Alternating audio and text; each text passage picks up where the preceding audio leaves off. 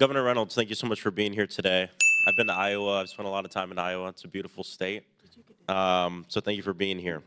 Medicaid covers almost 700,000 Iowans, over a third of Iowa's children. In 2013, I believe, Iowa expanded Medicaid. I have a few questions for you. If Medicaid funding were to disappear, what would that mean for the people of Iowa?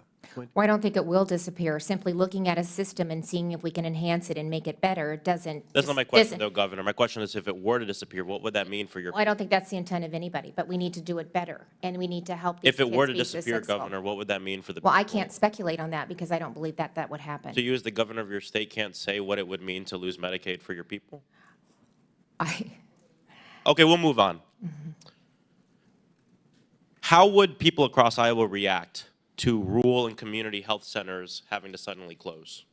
Well, we're, as I talked about in my opening remarks, we're actually working on maternal health and working on health care in rural Iowa. And that means, again, looking at regions. I took, 32 fragmented substance abuse, and mental health regions and unified them into 7 behavioral health regions. That's and great we're to hear, putting in Governor. place a Yeah. hub and spoke model, which That's they will great be a to hear, part Governor. of. I'm sure you're doing But great again, work. I it's want the to focus on duplication that you the don't want to questions I lose. have. I have limited time. I'm sorry, Governor. Okay. I'm sure you're doing great work on this. My question is about rural and community health centers. Yep. Community health centers that receive a huge amount of federal funding, including programs that help Iowans afford medication and prescription drugs. What would that mean for? And rural they're a part of our solution, and we're taking that to account. But we don't That's want good to hear. duplication Community health we centers don't are want part of the duplication of solution. services so That's that we good to can hear. get I'm going those to move on, dollars on Governor. the I'm going to move ground. on. That's Yep. good to hear. Some Republicans on this committee are calling Trump's careless assault on essential federal services, including his freezing of Medicaid payment system right-sizing. What is the right size for health care? Well, that's going to vary from state to state. So, I mean, Would you be okay with Elon Musk or Trump right-sizing Medicaid in Iowa?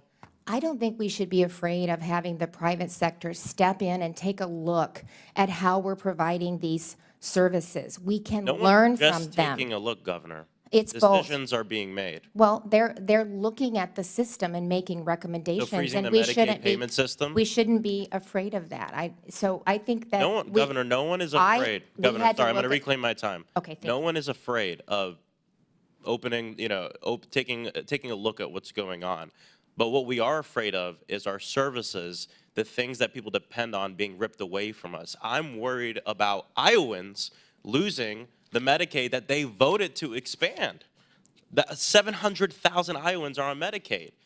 But that's why we made the changes that we made. That's why we realigned, we eliminated the duplication, and by doing that, it put more money into the program to actually meet the needs Well, of let's our talk about what you constituents. did, because we were just talking about what you did. You came to office, you made some changes to help with efficiency. I respect that. But there's something that was brought up even by the chair that I want to bring up that shows the difference between what you did and what's happening right now at the federal government. You worked with the legislature and passed legislation in your state legislature to make the broadest changes you wanted to make.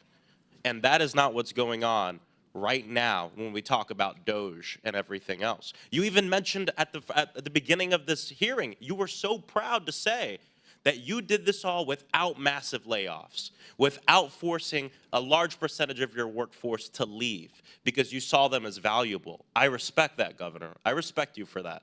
That's not what's going on here at the federal level. But let's move on to FEMA really quickly. Okay. Trump has said that he wants FEMA to go away. He would like to see the states take care of the disasters on their own. I come from Florida. We work very closely with FEMA. Do you think most Iowans would agree with President Trump that FEMA should suddenly stop existing? I don't think he's eliminating, and I think that what I had understood was he was thinking that maybe it should go back to the states, which that's something I think we should take a look at. Sorry, Governor, a reclaim. The president was very clear in this. He believes that the agency, FEMA, should be completely eliminated. Do you agree with that, or do you not agree with that? I mean, it's okay to disagree sometimes with, Well, I'm not afraid to disagree. I'm just thinking, do you disagree with FEMA, with his assessment of FEMA? It's bureaucratic. It's a nightmare to work with. They can only do one thing at a time. I have There's issues impacted with FEMA, individuals. maybe we There are need to fix huge. it. But do you agree with him that we should We could have a eliminate whole it? nother hearing Governor, on sorry, I'm that. going to reclaim my time. Do you agree with him that we should eliminate FEMA? Yes or no? I think we need to take a look at it and how those Take a look at services it. are delivered. But you don't think we should eliminate it? I think we should take a look at it and see how those services are delivered. Okay, but it sounds like you don't think we should we shouldn't get rid of it, which I agree with. In the past 10 years, your state has been granted FEMA support 10 times. President Trump in 2018 denied you a claim after flooding and horrible weather patterns that happened in Iowa. You said you were extremely disappointed and that the people of Iowa needed FEMA's help. That was your quote. And so, thank you. I'm glad you're here to talk about the things you did in Iowa. I hope President Trump can look at the way you did things and working with your legislature the way it's supposed to work to make the changes instead of letting a wealthy billionaire donor go in and make the changes himself. I yield back. Chair recognizes Chairwoman Green from the state of Georgia.